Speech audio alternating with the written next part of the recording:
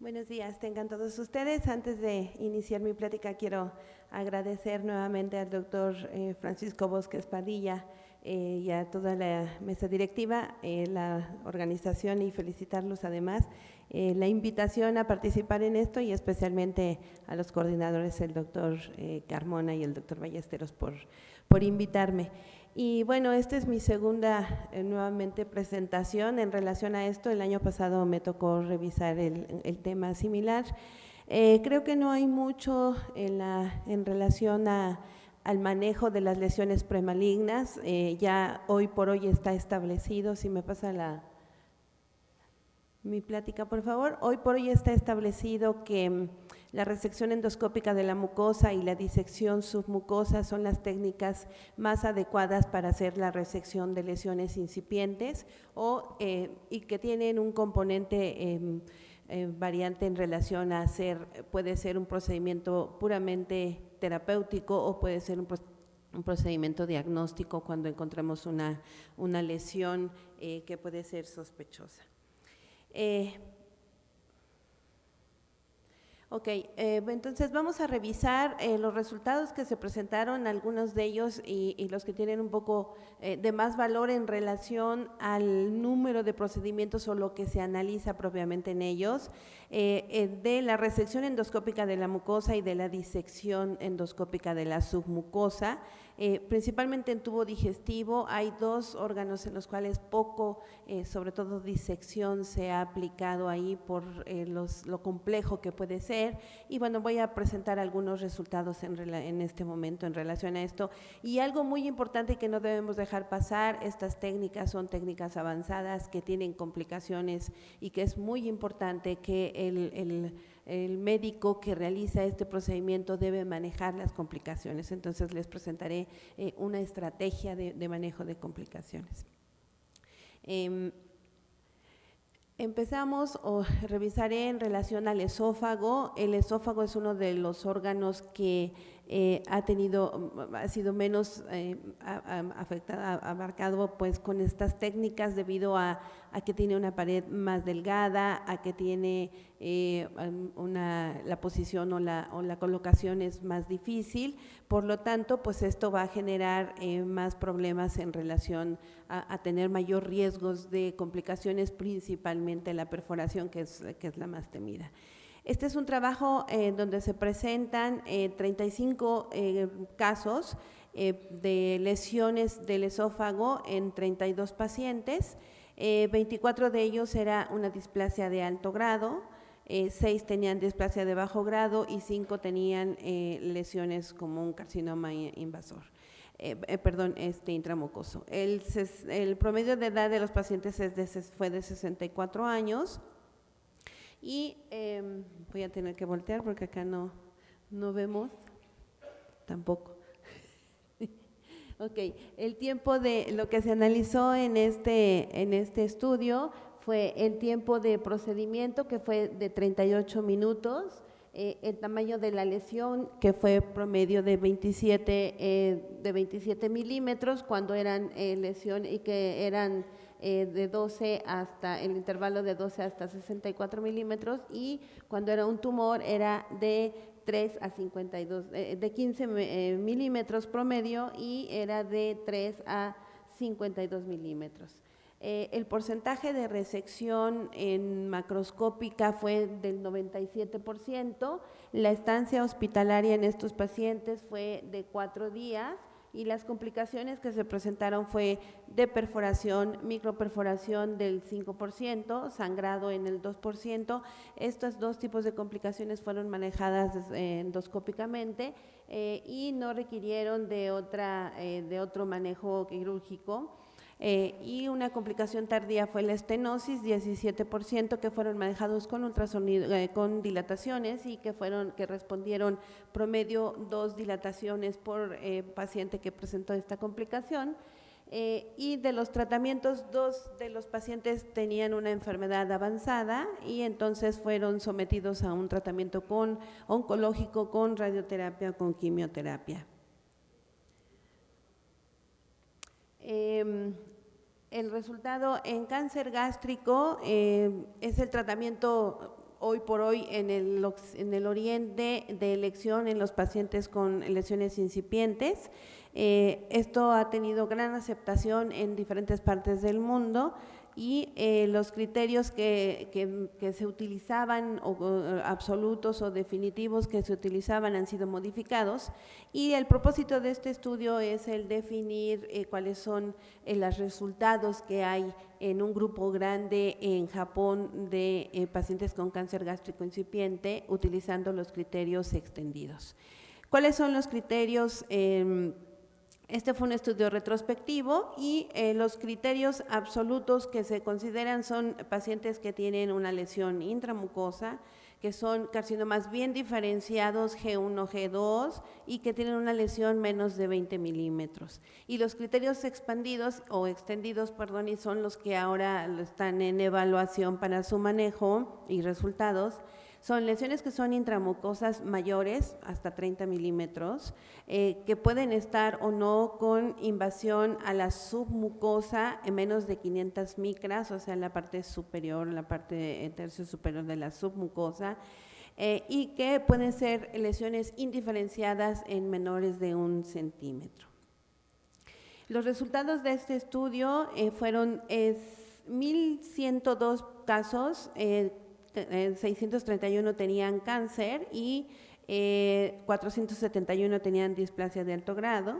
La resección en bloque fue del 94% cuando los pacientes, el grupo de pacientes con criterios absolutos, y de 90% en pacientes con criterios extendidos. Sin embargo, no hubo diferencia significativa entre estos dos grupos. El tamaño de la lesión, igualmente hay diferencia, o sea, los criterios absolutos 12.7 milímetros contra 26.6 de los pacientes con criterios del grupo de extendido. Las complicaciones, la perforación y el sangrado estuvieron presentes en menos del 2%, sin embargo no hubo diferencia en ninguno de los dos grupos, y la recurrencia a 28 meses tampoco hubo diferencia. La conclusión de este grupo de Japón es que es una buena técnica en ambos casos, con una alta tasa de resección, 90% por lo menos, y un bajo porcentaje de complicaciones y recurrencias, y obviamente los criterios extendidos pueden ser manejados en gente experimentada.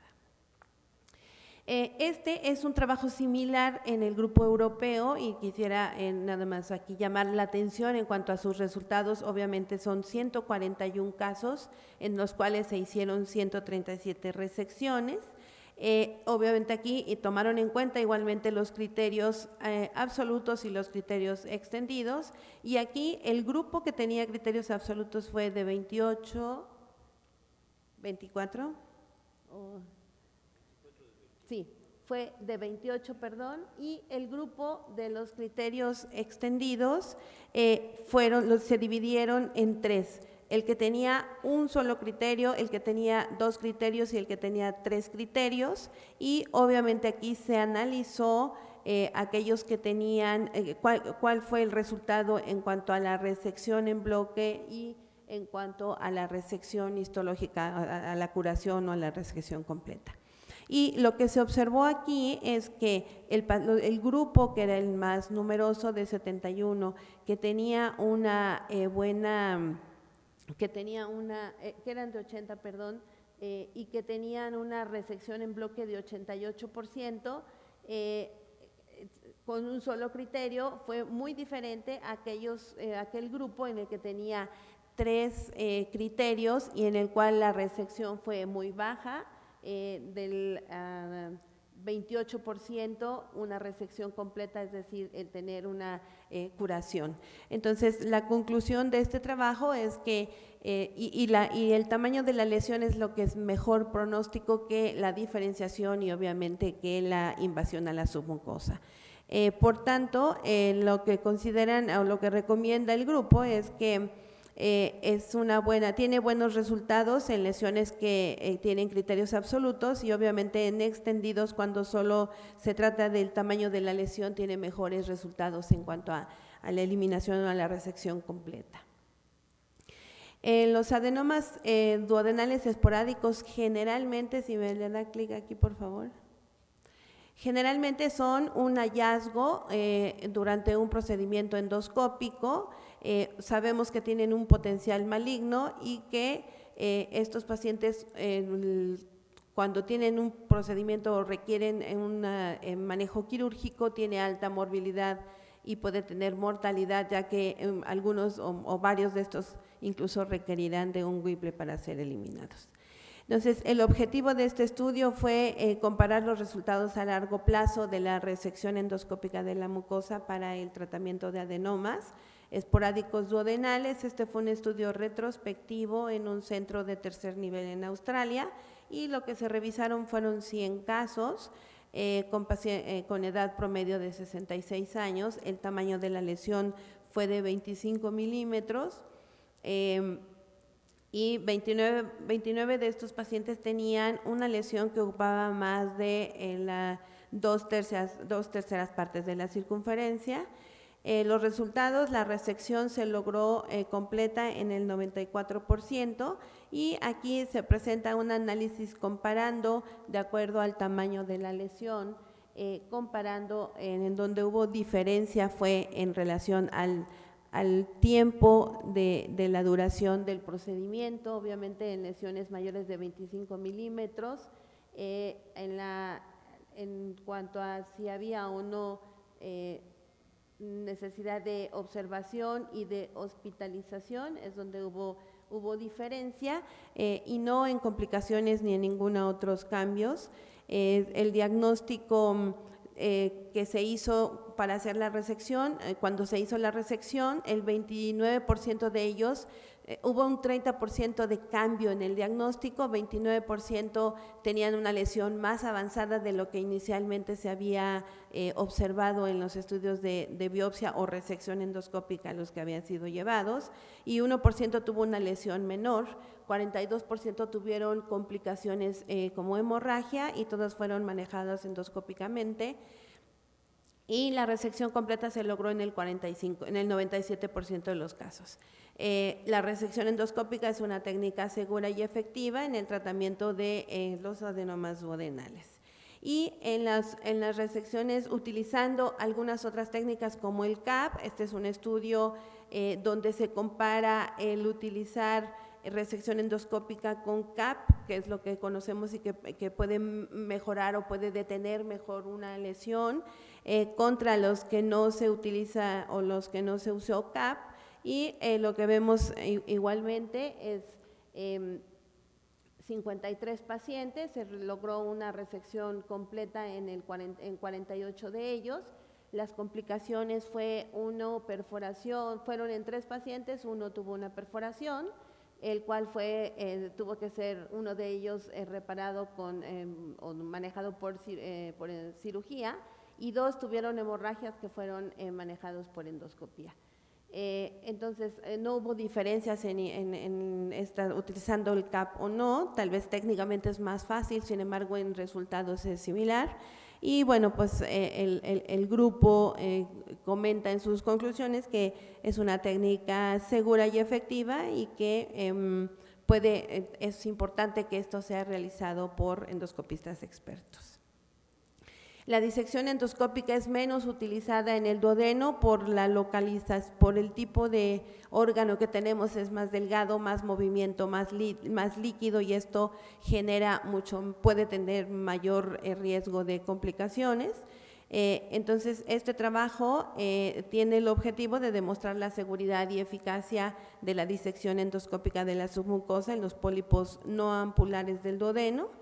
Se hizo un estudio prospectivo de 3 años, el estudio todos se hicieron con anestesia, lo que se utilizó fue un cuchillo de corte flex knife y hook knife, fueron 2 y se compararon los resultados con estos 2, y después de hacer la resección todos fueron cerrados con clips. La diferencia aquí es que se logró una resección completa en el 90%, por arriba del 90%, y aquí lo importante es que Las complicaciones, hubo una complicación con Flex Knife, que fue una perforación grande que tuvo que llevarse a manejo quirúrgico y no con el grupo del Hook Knife. No hubo sangrados y la recurrencia a 16 meses no se observó. El autor, que es un coreano, recomienda que el uso es una técnica segura, pero que tiene obviamente mucho más confianza el utilizar el Hook Knife que el Flex Knife en este momento, y que obviamente el asistente y la infraestructura es muy importante para su manejo. En lesiones colorectales, la disección endoscópica también ha ido cobrando mayor aceptación, y este es un metaanálisis que quise presentarles donde se hizo una revisión en la literatura. Durante 7 años se encontraron 132 publicaciones en las que se incluyeron obviamente la disección endoscópica de la submucosa en colon y recto, la resección completa, la curación, la resección en bloque, la evaluación de curación, de complicaciones, cirugía de urgencia, etcétera. Y aquí se revisaron 17,711 procedimientos de 15 países. Llamo la atención, Japón, 68% de los trabajos eran de Japón. Y aquí lo que vemos es que la resección curativa se logra en el 86%, el tiempo de procedimiento es de 80 minutos, la hospitalización de 4 días promedio, las perforaciones es del 4.5% inmediata y tardía puede ser del 0.4%. El sangrado inmediato es del 1% y el tardío puede ser del 2.2%. La cirugía de urgencia se llevó a cabo en 17 casos, no se relacionó mortalidad con el procedimiento y la recurrencia a 23 meses fue de 1.1%. Es una técnica efectiva y segura con estos resultados. Es importante promover el entrenamiento sistemático para promover y adoptar esta técnica como manera segura para el manejo de lesiones en colon. Algo importante es el manejo de complicaciones. Si vamos a hacer esto, es importante también saber cómo manejarlas, y este es un trabajo que se presentó en relación a cuál sería la mejor estrategia de manejo y sus resultados. Sabemos en la actualidad que contamos con clips para poder cerrar los endoclips y que tenemos afortunadamente este clip grande que abarca un tejido mucho mayor, que es el clip de Ovesco, que nos permite hacer un cierre mucho más seguro de una lesión, y que esto nos da mucho más confianza el poder manejar estas complicaciones. Este es un trabajo para evaluar en 7 años las complicaciones de 3,871 pacientes tratados, 90 tuvieron una perforación, 2.4%, y el manejo fue, realmente la localización fue 7 en esófago, 81 en estómago, en la parte alta y media fue lo más frecuente, y 2 en el duodeno. El tamaño de la resección fue de 38 milímetros.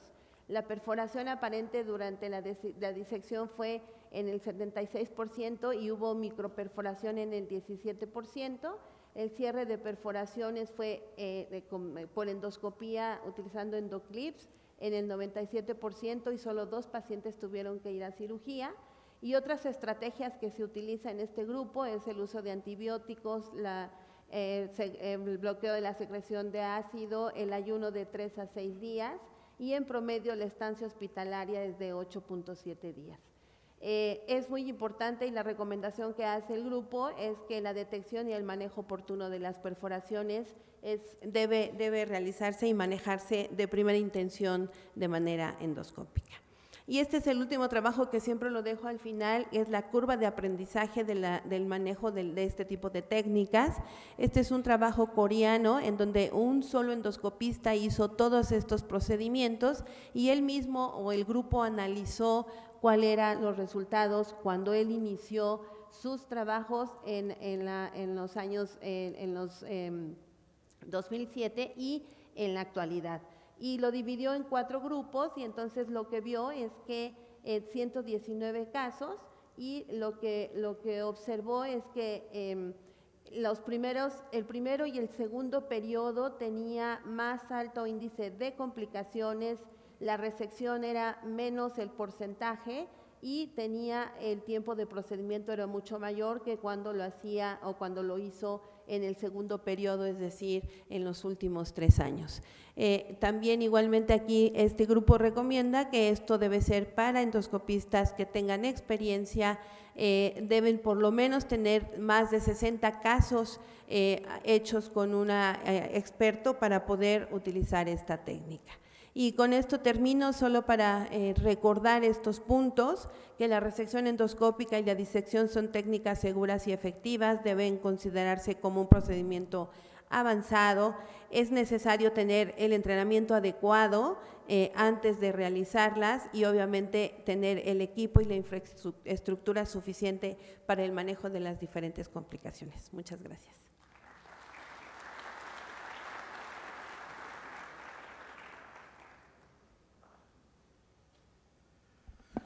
Muchas gracias, doctora Angélica. Les pedimos